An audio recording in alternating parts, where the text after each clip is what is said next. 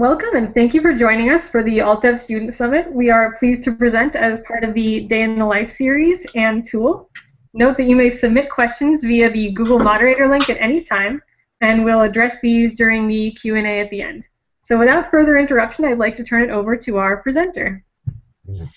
Welcome. Thank you very much, Lindsay. This talk is about fitting writers into the game development process.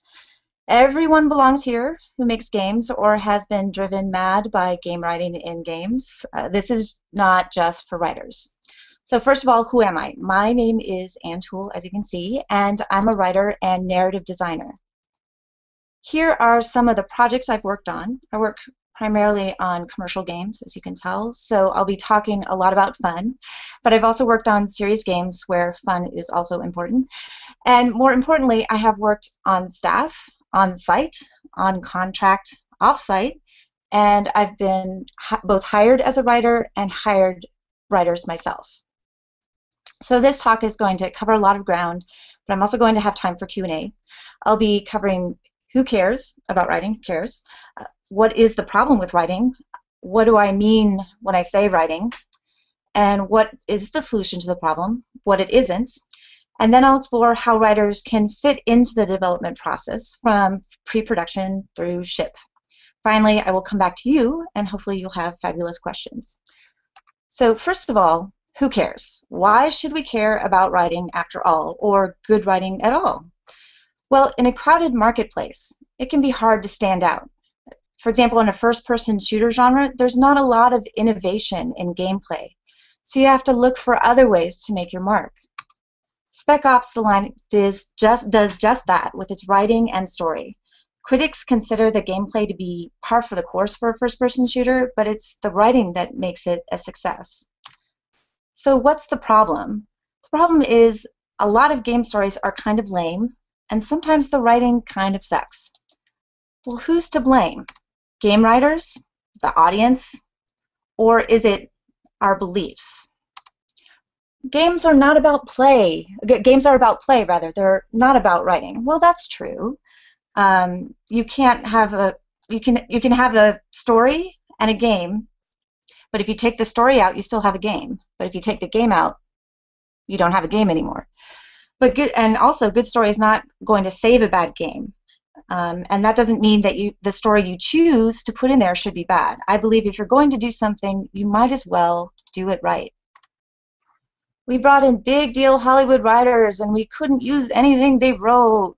Well, this is also true. Sometimes if you bring in writers from different media, they don't get games. They don't get the interactivity and putting the player front and center. That just means work with the right writers, ones who get the medium. I can totally write this myself. A fair amount of developers fancy themselves as writers. Only some of them are right. This is the problem. Not everyone is good at everything, and people should play to their strengths. True, in small development studios, people do have to wear multiple hats, and some people can do it all themselves, but that leads to the myth of the one-man band. Just because you think you can do it all doesn't mean you should. So why story? Why is it important in games? Well, story provides context and meaning for the player's action. It guides the player's experience. It creates the illusion of a bigger world, bigger than you could ever possibly make. And it motivates the players and draws in different types of players who might not be interested in the genre you've created. And it also stirs emotions, which is what games do as well. But what do I mean by writing? When people think of writing in games, they think of story, dialogue, cutscenes, descriptions. But I'm working right now on a game that has no story. Does that mean I'm not writing it? Well, in games, writing encompasses a lot more than just story. Writing is everywhere. It's in the gameplay, it's in the art, it's in the items, locations, the level design, it's even in the math. How can there be writing in math? I know you're thinking, Anne, you're making my brain hurt. But if you're balancing weapons or creating the economy, you are saying something about how the world works. You are creating the context for the player. So that means if you are involved in creating the game, you are writing the game too. So there's a solution. Perhaps you've already seen it. How do we make game writing good? Well, we integrate writers into all phases of the development process, from pre-production all the way to live. Now, how exactly do we do this? I grabbed this organizational diagram off the internet, but it'll actually take you a second to find writing in this chart. Do you see it there? It's kind of stuck in the corner. Everybody put story in the corner.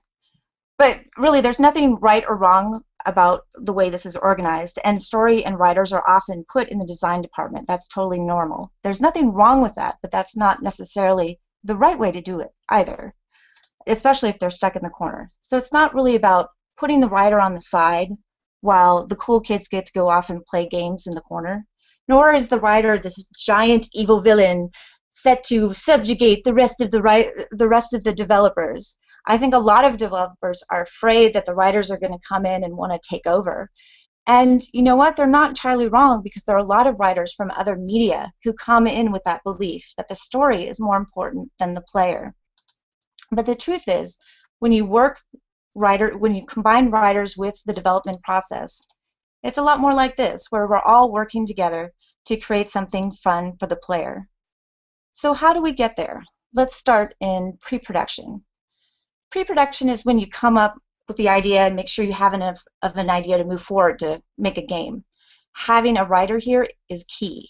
Now, we know that a lot of games ideas are developed internally by developers or a team ready to make it happen. But just because you or your company have been nursing an idea for 15 years doesn't make it a good idea. And some ideas are downright strange. I was approached to work with a developer a while ago, early in the process. I can't tell you their actual idea because I signed an NDA, but this is basically what they had. China is invaded by giant squid. That was it. That was all they had. They had a milieu, they had China, and they had gameplay, giant squid, but they didn't have a story. So it was up to me to make that somehow make sense to someone on this planet. So how do you fit writers in at this stage of the process? Well, here's one example. You see all the different departments are reporting to the creative director. I have the narrative director kind of floating off in space because not all companies have one or have one early in the process. The problem with this organization is that everyone has to report up to the creative director to get approval. And so any lateral communication is stymied by the fact that they need to include the creative director for anything to be finalized. And if you can't talk to them for some reason, like you're working in isolation, it's hard to work together. It's hard to create anything better. A better approach is to have the key players brainstorm together, all on an equal footing, and then bring up something they've created together to the creative director. Now, this improves in communication, but you don't want to go overboard here either, as storytelling by committee often leads to disaster. So here are some tips for pre-production on using writers to get a better idea. First of all, dream big. Dream as big as you can get, but you also have to keep the scope manageable. Don't make your epic too epic.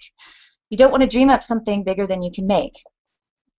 Balance collaboration with independent work, especially because we're an industry full of introverts. You can brainstorm together, but often going off and working by yourself can get you further than sitting in a meeting forever. And definitely from the get-go, every department needs buy-in on the idea, but that doesn't mean everyone gets final say. One project I was on, I was getting notes from every department, which is fine, but some of it conflicted, so I didn't know which feedback to implement. This is where communication and leadership is key. On another project, I gave feedback on an outline and I got detailed notes from the designer and producer, and it was very clear what was important and what was flexible. Finally, following up on dreaming big, even if you're telling a simple story, that doesn't mean you can shortchange your world building. This is the time to do it in pre-production, and it will pay off later. And by world building, I don't mean, level design, but the world the player interacts with. So now that you have your idea, you're confident, it doesn't suck, and now you're ready to start production. So in early production, it's not too late to iterate and to make changes. At this stage, writers tend to help finalize the game outline, help finalize the cutscenes and voiceover dialogue, which can get you in trouble later. And for story and quest-driven games, they write and implement. They're getting in there and making it happen.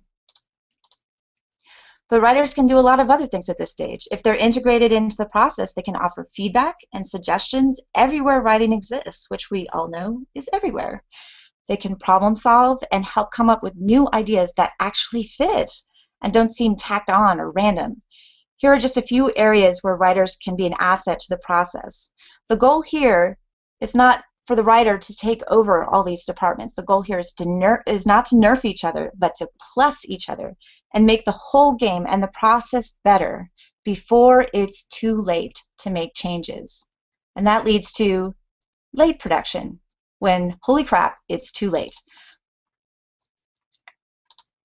It's late production, you're staring down a milestone, the ship date is right around the corner, and you're in crunch. Things that were flexible are now set in stone, and you can't change them. Sadly, this is sometimes the first time writers are brought into the process. Writers who are late to the party are sometimes not well integrated. Here, I have them sort of tacked on to the side, and they don't have much chance to interact with the other departments who are too busy crunching anyway. Even in games with writers already on board, late production often means hiring more writers just to make the deadline. Here I have the writers connected to the design lead, and that can be fine. But at this stage, you can include producers, narrative director, a lead writer, a content editor. All of these people would be great to manage contract writers or people not on site. I have had great experiences working with producers, so I know a good producer here is worth their weight in gold. So you brought in the writers. What are they doing at this later stage? Well, for some developers, as I said, the writers are writing for the first time. While the other departments have been iterating for months or even years, this may be the first time we're seeing dialogue or any text. Second, in some cases, this is the point when the developers realize, hey, I'm not a writer. I don't know how to tell a story. And so they bring in the writer here. This is problematic because everything is already built, and that can really tie a writer's hands. I personally like being brought in at this stage because I really like the challenge and I like seeing what's already out there to inspire me. But it's definitely better to have a writer earlier. And third of all, for larger projects like MMOs, this is when they realize they don't have enough content. So writers are furiously adding quests. So remember earlier when I said finalizing voiceover early on could be a problem? This is where it's a problem because there's no more time to do voiceover. So all the quests that you add are going to be text only. So I think Star Wars: The Old Republic has this issue. And also in some cases, you can no longer edit voiceover to go with a revised story. So if you're changing the story around, you can't change the voiceover because it's already recorded. And finally, and especially if you didn't keep the scope manageable, the writers are expected to fix the fact that you just cut 2 key locations and 1 main character, and now your story doesn't make any sense. So the writers have a lot on their plate at this point if they're brought in this late, but you can still create a win-win at this stage. Here's what writers can do for you. Before you cut the 3 major cutscenes to make your deadline, work with the writers to identify what can be cut without nerfing your story. Second of all, writers can help preserve story that has already been cut. I was brought in late on a project that was already built except for the dialogue and the cutscenes. And I asked them what the original vision was for the story, and I was able to reincorporate the good stuff that had gotten lost. Now here's what you can do for your writers. Give writers time to iterate on their own product. On one product, I wrote the dialogue and sent it off, and then they sent it back to me with feedback. And I was so glad I got a second crack at it because even though they didn't have a problem with one of my original lines, I came up with an even better line that explained a turning point in the game. Other departments have forever to iterate and polish their product. Writers should have the same opportunity. Second of all, give writers the chance to review the final product. Sometimes changes are made during production, like the hat that was supposed to be in the closet is now across the river, and production makes those changes in the text, and that's fine, but the writer should have a chance to look over it and make sure none of the changes have really screwed the story over. And so that leads to the moment you've all been waiting for, going live. Your game has shipped or it's gone live. And this is where all that dreaming big starts to pay off. Writers at this point can continue to expand the world you've created through DLC or live content. One game I'm working on right now, I'm continuing to create items and objects and locations that the player can go and explore. So here we are again, back where we started. So who should care about games? Well, you should care about writing in games. Well, you should care to set your game apart. And what is the problem about writing? Well, it's about people not caring about the product. It's trying to do too much, and some people just writing in the wrong medium. And when I'm talking about writing, I'm saying that it's writing that's in every aspect of game development. It's not just story and dialogue. And the solution to better writing in game is integrating writers all through development. What it's not is sticking writers in the corner or letting writers take over the whole process. Now, how does it work in the game development process? Well, again, it's in pre-production, you collaborate with writers on an even footing to create not just a great story, but a great world, so your beginnings aren't so strange. In early production, allow writers to help you problem solve and iterate before it's too late to do so. In late production, let your writers help you make tough decisions about making cuts, and they can help you preserve the good and throw out the bad. And finally, when the game goes live, your writers can help you expand the world.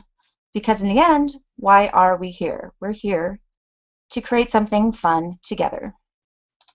So thank you. That's what I have for you today, and feel free to ask any questions.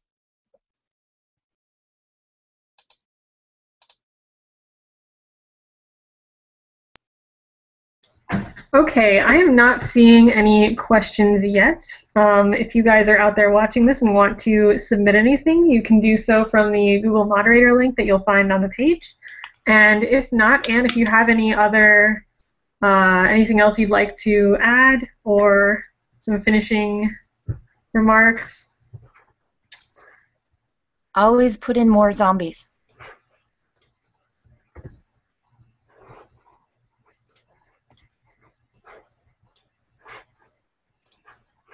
Okay. Yeah, I'm watching the feed and I'm not seeing. Oh, here we go. Okay. We have, what are your most and least favorite parts of your job? I have to think about that.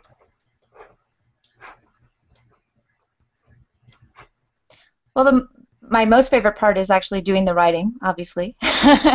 Writing is fun. I would say my least favorite part is when I'm called on to do stuff that's more like copywriting, like marketing copy that I've done. I've done some virals on occasion for social games, and I find that less appealing. Okay, we also have one more question here. Do you have any specific recommendations for people in student, indie, or other small groups who are often forced to take the one-man band approach? Yeah, I know it's a challenge. I was reading this morning, actually at midnight, about how even if you're the smartest person in the room, it's always helpful to get advice from other people, so that even if you are developing a game from soup to nuts, bring in other people to be sounding boards, to give feedback. That's definitely the best way to go about it. And if you are creating a game yourself and you're not a writer, there's probably going to be students out there who are also aspiring writers who can help you out. All right, we have one more. What's the biggest challenge you faced and how did you meet it? I feel like this is a job interview. Well, first I want to talk about my vacation time. No. That's tough. I don't know what my biggest challenge would be. I would say one of the biggest challenges is when I was hired to be head writer for Stargate Worlds, and it was my first big game job, so I came in working on a game, and I hadn't worked on staff before, and then I was also in a position where I was managing people, which I also hadn't done before. So after I worked at that job for about 7 months, and afterwards I said, if I'm ever going to be in a management position again, I should actually know what I'm doing. So since then, I've spent a lot of time working on leadership. And having freelanced a lot, I have seen the different ways people in the game industry lead, for lack of a better term, because sometimes I'm using sarcastic quotation marks. I definitely believe that if the game industry could do anything better, it would be learn to manage and lead. All right, and we have another one here. I've been wanting to write for a long time. What is the biggest recommendation you can make for an aspiring writer? Well, I'm sure you've heard the usual write every day, um, get feedback from your peers. I guess above and beyond that, just create, keep creating, put it out there, and create a following, or just know your strengths and weaknesses, and work up and manage your weaknesses and build on your strengths. All right, what did you major in, or what do game companies want to see in a background for a writer? Well, certainly this is I believe it's a question of taste, but I am not a HR representative. So even though I've hired writers, I've never worked in HR, so I don't know what they look for. My degree is actually in archaeology, which is very useful. Actually, it does come in handy a lot because, especially with fantasy games, it's helpful to have a knowledge of ancient history and medieval history and history in general. But in general, what I look for when I was looking at writers, I was looking not only I personally don't really care what your degree was in. I want to see what you've been doing. So one time we brought in some guy who had been creating modules for D&D, and he'd been doing it through, I guess, Forgotten Realms or whatever. He was doing it through Living City is what I want to say. Living City. And that impressed me, even though he wasn't making money doing it and it wasn't his, he had a different day job. And basically it's just creating something that shows that you can do what you want to do, what you're being hired to do. This is kind of a related question, but how did your background in writing, what was your background in writing before you started writing for games, and what do you think would have helped you in adjusting to writing for games? Well, I had actually worked in years in television and worked in the writer's office, and part of the reason I got hired for Stargate Worlds is I had gotten 4 episodes on the air on NBC, so they were looking for somebody who had experience in a different medium. So that actually really helped me out. And I felt very equipped to work in games because I've been playing games. So I think the thing you need the most is a love and a respect for the medium, and to really care about the player. And I think that was what was missing for me when I was working in TV, is that they just didn't really care about the audience. They wanted the audience there so they could make the money, but they didn't really care or respect the audience. And so I was really glad when I got into games and people actually talked about what the player would want. Do you generally end up writing more content than actually goes into the game, or does new content get created as needed? Can you repeat that question? Yes. Do you generally end up writing far more content than actually goes into the game, or does new content only get created as needed? Okay. Well, as I mentioned, sometimes things are cut towards the end because they just run out of ability to implement it. And sometimes, as I mentioned, towards the end, they just start adding more content because they realize they need more content. So I think it really depends on the product, like whether it's an MMO or something smaller, or if it's or just how they manage to develop it, basically. So it varies. Long story short. How would you suggest trying to get a job if you're trying to break in as a writer in the game industry? Well, again, I haven't broken in a while, and then I came with a TV background, so my experience might be a little different from yours. But again, just actually doing the work, actually working with others to create games if you cannot do it yourself, and if you can't team up with anybody to make a game, you can definitely do pen and paper games. You can write short stories, you can write novels, you can just go to town. So that's the great thing about being a writer, is that you can actually create your own material with just a word processor, even pen and paper. But I don't think anyone's going to read your handwritten screed there. So. All right, we have one more. What's the biggest pitfall you can avoid in creating a story for a game?